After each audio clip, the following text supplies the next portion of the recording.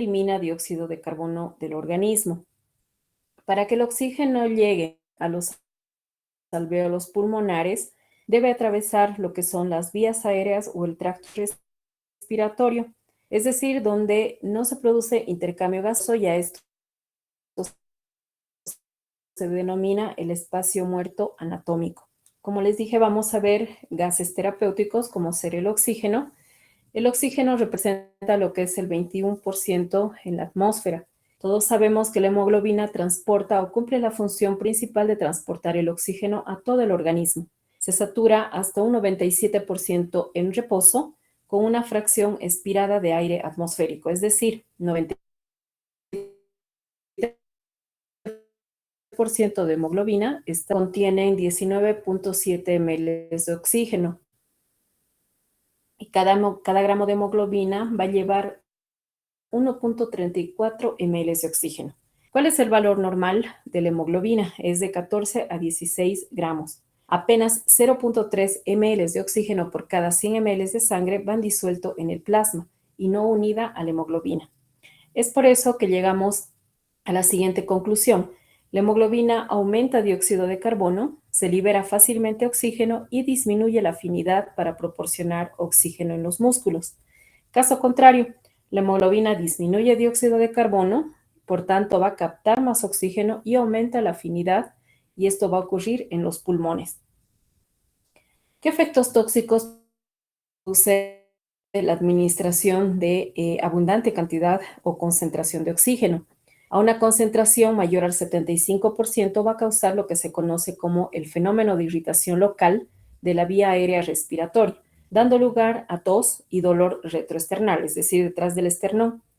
En el caso de los niños prematuros, cuando se les administra una mayor concentración de oxígeno, lo que pasa es que causa lo que se conoce como fibroplasia retrolental, o llamada también retinopatía del prematuro.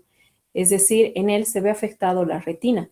Crecen uno o más vasos y pueden causar ceguera en el niño. En el caso de aquellos que padecen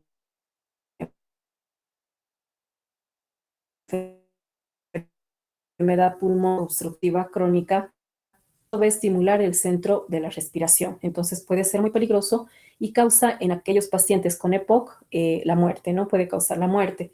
En aquellos pacientes o personas que son fumatéricas, estos normalmente van a morir, ¿no? Entonces hay que tener mucho cuidado a aquellas personas que les guste bastante el cigarro, ¿no? ¿Cuál es el síndrome de toxicidad? Este puede aparecer en 2 a 3 atmósferas de presión. Pueden dar lugar a lo que se conoce como irritabilidad, pueden dar lugar a sacudidas musculares, alucinaciones, el paciente puede padecer confusión, convulsiones y mareo. Existen diferentes formas de administración del oxígeno a los pacientes. Seguramente en algún momento ustedes han visto, ya sea en un hospital, ya sea en una institución, un centro de salud, lo que son las mascarillas, las puntas nasales, tenemos el tubo endotraqueal, lo que se conoce como las carpas de oxígeno o incubadoras de oxígeno, y la tienda cefálica. En el caso de la mascarilla, esta va a proporcionar el 98% de concentración de oxígeno. En el caso de las puntas nasales, solamente proporciona el 60% de oxígeno. En el caso del tubo endotraqueal, como este va directamente a nivel de la tráquea, va a proporcionar el 100% de concentración de oxígeno. Esta otra forma de administración, que son las carpas de oxígeno o incubadoras de oxígeno, van a proporcionar del 60 al 90% de concentración de oxígeno. Y en la tienda cefálica, que se conoce como un cilindro de plástico con escotadura para el cuello, esta se va a aplicar a nivel de la cabeza y de igual manera va a proporcionar un 60 al 90% de concentración de oxígeno. ¿Cuál es la forma de presentación? Como ustedes ya conocen, por todo esto que hemos atravesado de la pandemia, estos se presentan en cilindros verdes, ¿verdad? Y que varían de acuerdo a la cantidad de oxígeno presente en cada uno de estos. Otros gases terapéuticos, como les dije, es el dióxido de carbono. El dióxido de carbono es 20 veces más difusible que el oxígeno. Con pocas respiraciones se va a eliminar más dióxido de carbono que oxígeno. ¿Cuál es la farmacodinámica? A nivel del sistema respiratorio, lo que hace es estimular el centro de la respiración, aumentando la frecuencia y profundidad de las respiraciones. A nivel del sistema cardiovascular, lo que hace es producir lo que se conoce como narcolepsia o llamado también el síndrome de Gelineo, que es un trastorno del sueño. Este se caracteriza porque existen diferentes episodios de somnolencia durante el día. A nivel del sistema nervioso central, lo que hace es producir cefalea, dolores de cabeza, pueden producir ataxia, que es descoordinación o incoordinación muscular, hay aumento de la presión arterial, puede producir vómitos, pérdida de la conciencia, deprime lo que es el centro respiratorio, causando finalmente coma y muerte, ¿no? Entonces hay que tener, como les dije, mucho cuidado al administrar este gas terapéutico. Hay un término que se conoce como el efecto Bohr. ¿A qué se refiere el efecto Bohr? Este efecto es, se descubrió por primera vez en 1904 por el filósofo danés Christian Bohr, que es el padre del físico Niels Bohr, donde relaciona lo que es el pH, es decir, cuando hablamos del pH ácido o el pH alcalino, vemos la afinidad que tiene la hemoglobina al oxígeno. Por ejemplo, si el pH es menor a 7, es decir, es un pH ácido, la hemoglobina se va a unir al oxígeno con menor afinidad. Por tanto, el dióxido de carbono está directamente relacionado con la concentración de iones hidrógeno en la sangre. Caso contrario, cuando el pH aumenta, es decir, un pH mayor o un pH alcalino, la hemoglobina se va a unir al oxígeno con mayor afinidad, ¿no? Entonces, esto es a lo que se refiere el efecto Bohr. Como les dije nuevamente, cuando el pH es ácido, entonces esto lo que hace es relacionar tanto la afinidad que tiene la hemoglobina con el oxígeno. Si el pH es ácido, si el pH es menor, lo que hace la hemoglobina es unirse al oxígeno con menor afinidad. Caso contrario, cuando el pH es alcalino o es mayor, la hemoglobina se va a unir al oxígeno con mayor afinidad, ¿no? Entonces, lo que hace el dióxido de carbono es que está directamente relacionado con la concentración de iones de hidrógeno en la sangre, ¿sí? Entonces, a eso se refiere el efecto Bohr. Ahora viendo esta otra parte, eso por un lado son los gases terapéuticos, ¿no? Como dije, lo que es el oxígeno, el dióxido. Ahora viendo lo que es la farmacología de las vías aéreas o el tracto respiratorio, en este vamos a ver que existen 3 tipos de drogas que actúan sobre el tracto respiratorio. Tenemos los broncodilatadores, los agentes antitusivos y los expectorantes y mucolíticos. Vamos a hablar primeramente de los broncodilatadores. Estos lo que hacen es relajar la musculatura de los bronquiolos, es decir, ensanchan la luz y por tanto se utilizan mayormente en aquellos pacientes con asma bronquial. Se subdividen en subgrupos, lo que son las drogas adrenérgicas o simpaticomiméticas, lo que son las drogas anticolinérgicas o parasimpaticolíticas,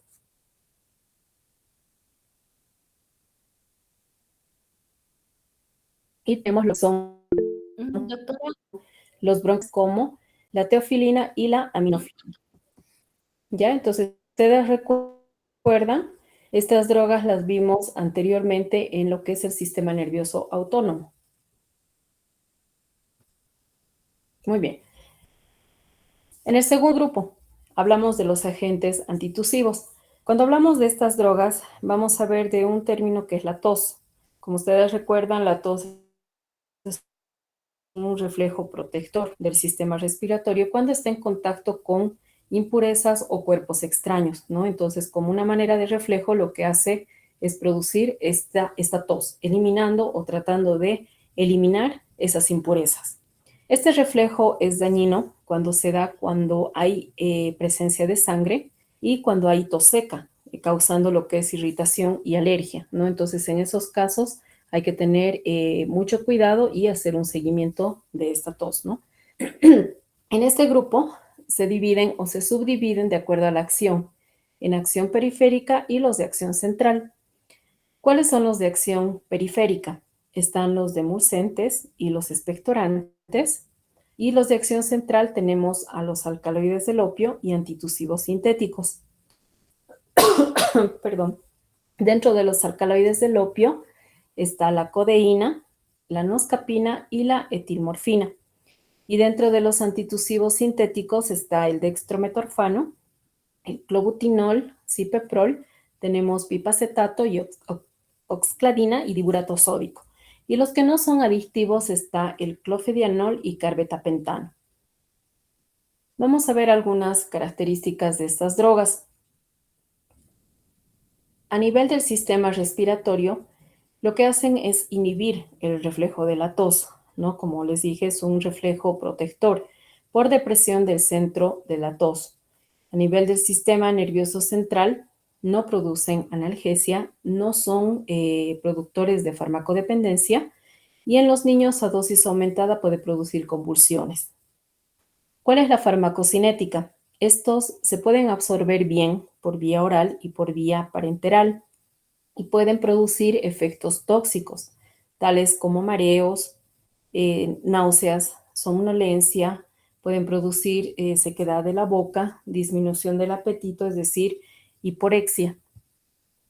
¿Y en qué casos está utilizada o es recomendada su utilización? Se utiliza cuando no es útil la tos, en el caso de la tos ferina o del coqueluche, en el caso de la pleuritis, la hemoptisis, en el caso de la insuficiencia cardíaca congestiva, en el caso del cáncer de pulmón, en la tuberculosis, en la tos seca no productiva. Cuando hablamos de la tos productiva, es aquella que está acompañada con flema o con moco, a lo que se denomina esputo, ¿no? Doctora, no está pasando las diapositivas. ¿No? No, Ay, no sé por ah, qué se ahora, desconecta. A ver, espérenme un ahora sí, ratito. ahora sí, está pasando. Está en el 14 ahora, está bien. ¿Ahora sí se ve? Sí, doctora, en la diapositiva 14 ahorita ya está. Muy bien. Ya, entonces en esos casos sí es recomendada la utilización de los agentes antitusivos. Ay, no sé por qué se lentea. Ya, y finalmente tenemos ese tercer grupo, que son los expectorantes y mucolíticos. Estos se subdividen en lo que son los expectorantes, reflejos indirectos, los de acción directa y los mucolíticos propiamente dichos. Los reflejos indirectos tenemos los salinos, como ser el cloruro de amonio, están los nauseativos como la ipecacuana y los derivados del guayacol como la guaifenesina. En los que son de acción directa tenemos tres, ¿no? Se subdividen en tres. Las esencias o aceites esenciales, están los bálsamos y semisintéticos. Las esencias o aceites esenciales está la esencia de trementina, las de agujas de pino, el hidrato de terpina y eutol. Y en los bálsamos está el bálsamo de Nenjuí y el bálsamo de Tolú. Y en los semisintéticos la Bronex.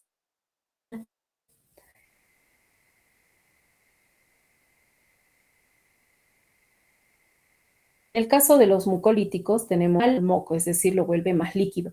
Y de esta manera permitirá al paciente expectorar. Bon, que son los reflejos indirectos, lo que hacen es irritan el estómago, estimulando el vago, por tanto, aumentar la secreción bronquial. ¿Cuál es su farmacocinética? La administración es buena por cualquier vía. En el caso de la guaifenesina solamente se utiliza por vía oral, pero pueden producir efectos tóxicos como náuseas, vómitos, pueden producir lo que es el dolor epigástrico.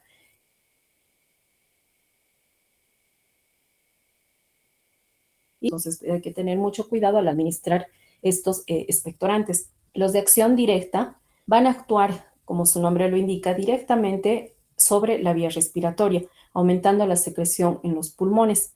Se usan o se utilizan por cualquier vía, incluso la inhalatoria, y pueden producir efectos tóxicos como náuseas, vómitos, pueden producir diarrea, eh, albuminuria, sangre en la orina hematuria, alucinaciones, pueden producir delirio, convulsiones, coma y muerte. Así también pueden dar lugar a lo que se conoce como excitación psicomotriz. Esta excitación psicomotriz es una manifestación de diversas enfermedades prevalentes dentro de lo que son las enfermedades psiquiátricas. Es decir, son enfermedades graves como esquizofrenia o el trastorno bipolar. Y justamente hay que tener cuidado en la administración de estas drogas cuando se las administra en exceso, ¿no?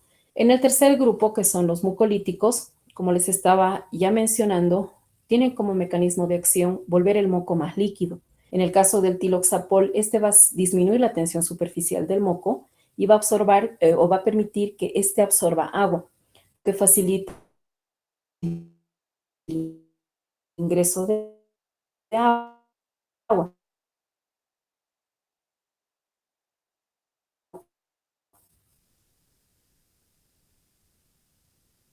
En el caso de la acetilcisteína, alguna vez si ustedes han visto, estos vienen en utilizarse con soles y también por oral. Doctora, se le oye entrecortado. Doctora.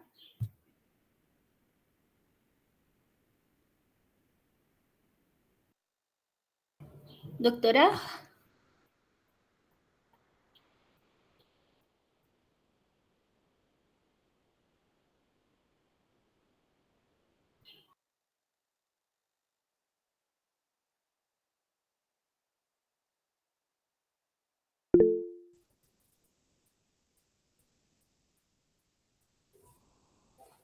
¿No pueden ver?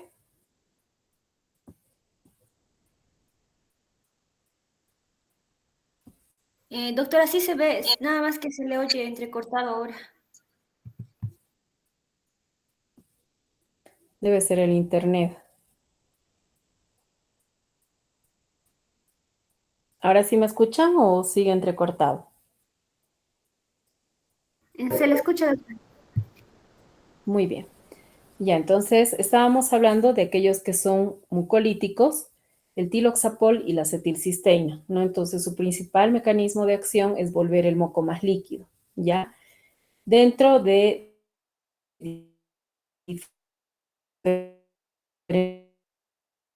tóxicos pueden producir. En el caso de la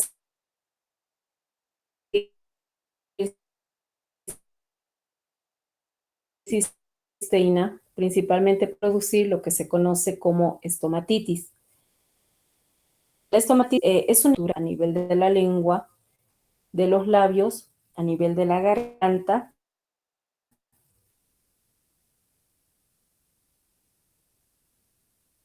a nivel de la barriga. ¿A qué se refiere cuando hay una emisión abundante o una emisión de flujo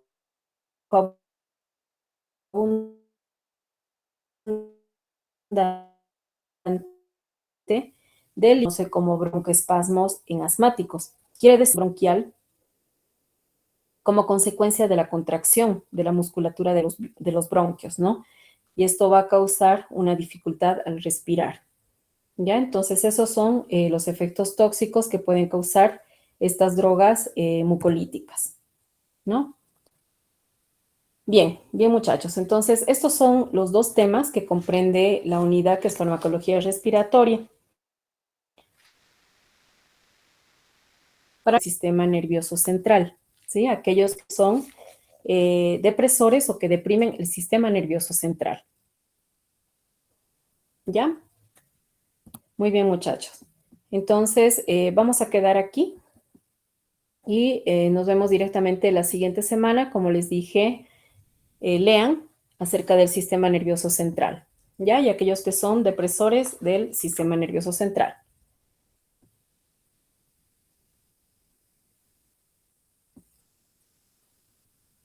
Bien, bien muchachos. Nos vemos entonces la siguiente semana. Por favor, cuídense muchachos. Gracias, doctorita. Hasta luego. Hasta luego, doctora. Hasta luego. Hasta luego, chicas. Hasta Hasta luego, luego, doctora. chicos.